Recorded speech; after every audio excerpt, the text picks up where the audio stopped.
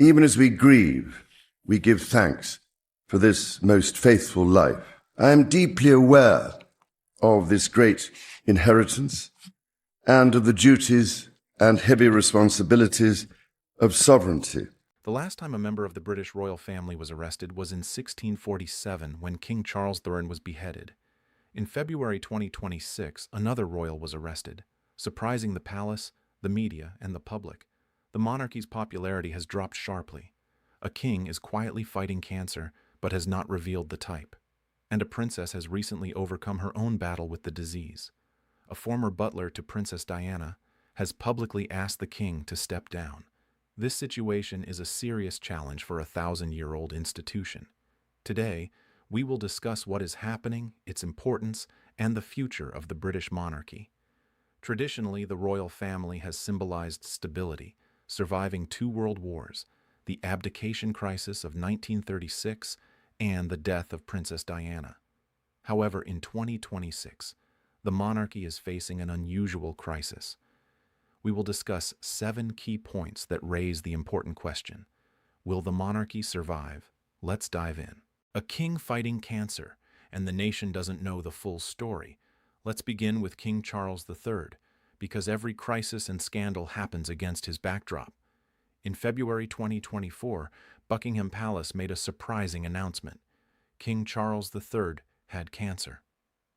They did not specify the type, but made it clear that it was not prostate cancer, as he had already received treatment for a prostate issue earlier that year. Beyond that, there was silence. For nearly 2 years, the king continued to work. He hosted leaders from France, the United States, and Germany. He traveled to Italy, the Vatican, and Canada, and carried out hundreds of public engagements, all while quietly undergoing cancer treatment. His staff said that Charles found great comfort and encouragement in keeping an active schedule. Then, in December 2025, the nation was shocked by a new event. The king recorded a personal video message for Channel 4's Stand Up to Cancer campaign. In it, he shared that his cancer had responded well enough that he could reduce his treatment schedule in the new year. He called it a personal blessing. In their official statement, Buckingham Palace said the king had responded exceptionally well to treatment and that ongoing care would move into a precautionary phase. Notice what they did not say. They did not mention remission or a cure. They called it a precautionary phase, which to anyone familiar with cancer terms means the battle is still ongoing. Royal watchers quickly noted the importance of this wording. The king, who was the oldest person to become British monarch at 73 in 2023, is now 77. He is still fighting an unspecified illness and keeps much of this information private. Although we have gotten used to this king being more open than past monarchs, the specific type of cancer remains a closely guarded secret. The palace has only confirmed that it is not prostate cancer. Everything else is speculation. What we know is this. King Charles III has not been well for 2 years, and talk of succession is now clear.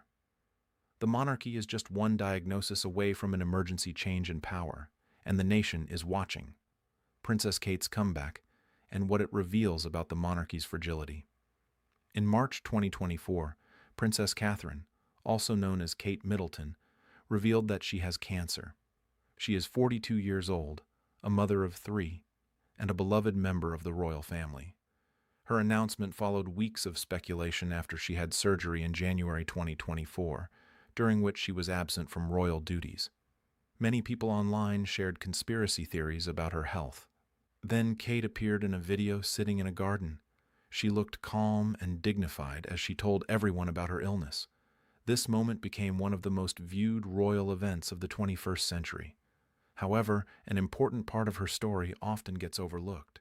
For almost a year, the royal family had to manage without its 2 key leaders. King Charles and Princess Kate were undergoing treatment. Prince William, the next king, was left to handle royal responsibilities, care for his wife, and raise their 3 children. Royal correspondent Jenny Bond noted that the pressure of becoming king and queen must be very challenging for them. In January 2025, Kate announced she was in remission, and the country felt a sense of relief.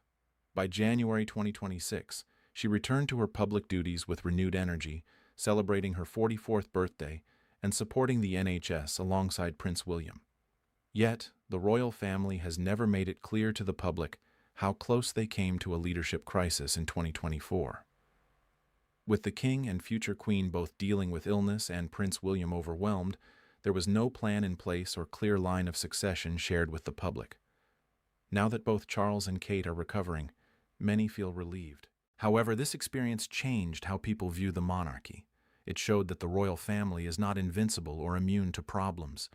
The events of 2024 revealed that the future of the monarchy relies heavily on just a few individuals. Even the absence of a single person can shake the entire system.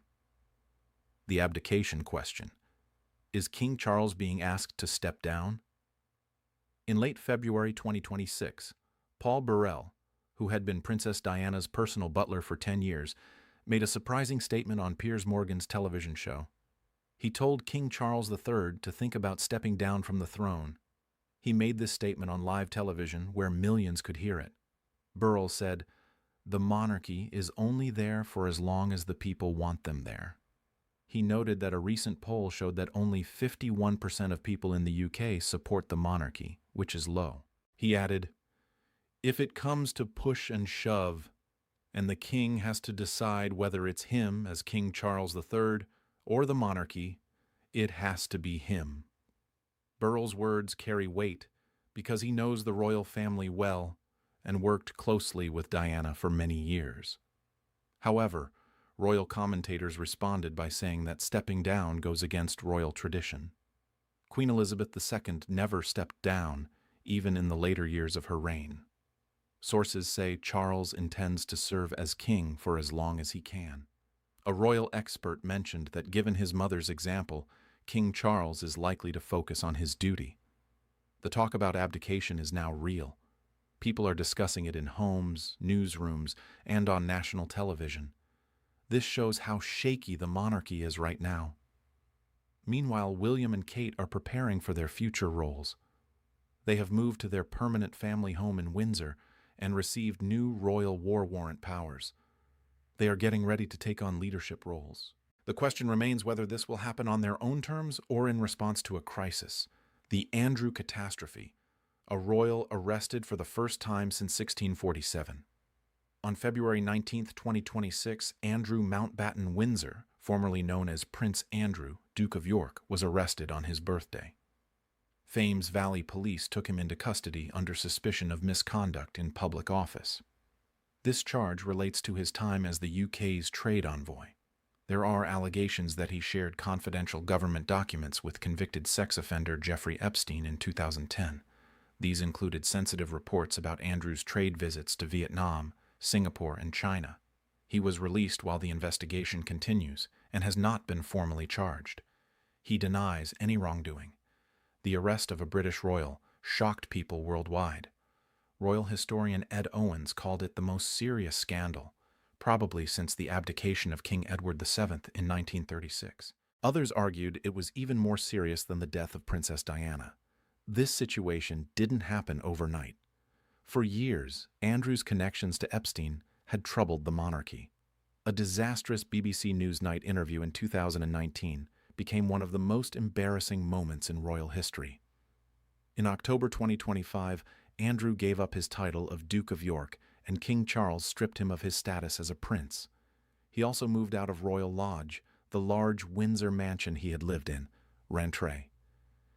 Then the U.S. Justice Department released files about Epstein that included millions of documents, emails, and photographs directly linking Andrew to Epstein. At one point, 11 police forces in the UK were investigating Andrew. Royal Lodge was searched and former protection officers were questioned about what they had seen. A YouGov poll taken right after the arrest showed that 82% of Britain believe Andrew should be removed from the line of succession. He remains surprisingly eighth in line for the throne. Royal commentator Daisy McAndrew told NBC News that this crisis is a lot more serious for the royal family than the aftermath of Diana's death in 1997. She said the monarchy is in deep, deep trouble, the popularity crisis, the nation falling out of love with the crown. Let's talk about the numbers because they tell an important story. For most of the 20th century and into the 21st, many Britons supported the monarchy. Polls often showed that 60 to 70% believed the monarchy was worth keeping. After Queen Elizabeth's coronation and throughout her reign, most people saw it as a key part of Britain's identity. That situation has changed. A recent poll by the National Center for Social Research shows that only 51% of people consider it very important or quite important to keep the monarchy. This is the lowest level of support in history. In February 2026, before Prince Andrew's arrest, Ipsos polling found that only 47% of people viewed the royal family positively. King Charles had an approval rating of 48%. Even William and Kate, usually the most popular royal figures, saw their numbers drop. William decreased by 8 points to 63%, and Kate fell by 7 points to 62%. In Scotland, the numbers are even more concerning. Only 48% of Scots want to keep the monarchy. Among younger Scots aged 16 to 34, 55% prefer an elected head of state instead of the monarchy. Overall, 39% of Gen Z Britain across the UK think the monarchy should be abolished. Only 20% believe losing it would harm Britain. This younger generation will play a big role in deciding the monarchy's future, and right now, many of them are moving away from it. These trends come during other crises for the monarchy, such as Prince Andrew's arrest, King Charles's health issues, and rumors of abdication. The public's support for the monarchy, built over centuries, is fading. Each scandal and negative news story further weakens this support. William and Kate, the last line of defense. Many people agree on one thing. If the monarchy continues, it will be thanks to William and Catherine. They are the royal family's biggest asset right now. Despite recent polling drops, William and Kate have approval ratings of 63% and 62%, making them the most popular royals in the country. Princess Anne follows with 53%, and King Charles has 48%. The rest are much less popular. However, being the most popular does not mean they have it easy. Prince William is facing a complex situation. His father is ill with cancer, his uncle has been arrested, and his brother Harry has publicly criticized the family while living in California. The institution he will inherit is weaker than ever. Still, most people believe he and Kate are managing it well. Their move to Forest Lodge in Windsor, an 8-bedroom home in Windsor Great Park, shows they are focused on their children. They are creating a family foundation to support their future reign. William has taken a strong stance during the Andrew crisis. Royal expert Hilary Ford said he sees silence as harmful for the monarchy. The statement he and Kate released was brief and did not mention Andrew, showing a clear distance from him. In spring 2026, William and Kate will officially take on roles as Grand Torors of royal warrants. This enables them to endorse brands and businesses on behalf of the crown. While it may seem small, it is a significant power shift. Prince George will start secondary school in September 2026 and will turn 13 in July. The next royal generation is growing up quickly. The big question is whether the monarchy will still be worth inheriting by then. The bigger picture, can a 1,000-year-old institution reinvent itself? The most important question is whether the British monarchy can change quickly enough to survive in the 21st century. It doesn't matter whether Andrew will be charged or if Charles will give up the throne. Many believe William and Kate will be good king and queen. A respected UK think tank, the Constitution Unit, recently argued that the British public can separate their feelings about a specific royal from their feelings about the monarchy itself. They highlighted that 90% of Britons view Andrew negatively, but this hasn't weakened support for the monarchy. In the past, the public endured crises like the abdication, the tough year of 1992, and the death of Diana, and the monarchy survived each time. However, experts feel this time is different. The crises are happening more quickly, and the public demands more transparency in an age of social media. Younger generations have no memory of Queen Elizabeth and increasingly believe that an unelected head of state is no longer needed. What does the monarchy need to do to succeed? Royal expert Jenny Bond suggested that the royals should focus on causes they care about and serve the public. The message is clear. Stop being a show and start providing real service. William has begun this shift with his Earthshot Prize, mental health advocacy, and environmental efforts. These initiatives show the monarchy can justify its existence through positive impact, not just tradition. King Charles has also been proactive, using his cancer diagnosis to promote early detection, which could save many lives. Regardless of people's views on the monarchy, this approach is commendable. The monarchy's strongest case for survival is relevance, not tradition. In 2026, it needs to prove its worth every day. Right now, the British royal family is at a crucial moment, perhaps the most important since King Edward VII abdicated 90 years ago. There's a king battling cancer, a princess recovering from a major setback, rumors of abdication on TV, and historic lows in approval ratings. A young generation seems indifferent to the crown, while William and Kate carry the heavy responsibility of an ancient institution. Despite past challenges, the monarchy has always survived. But the current situation in 2026 brings new challenges. Whether it survives this time will depend on the people's opinion, not just the palace. The public is paying closer attention now than ever before. If this message made you think, share your thoughts in the comments. Do you believe the monarchy will last? Should it? I look forward to hearing from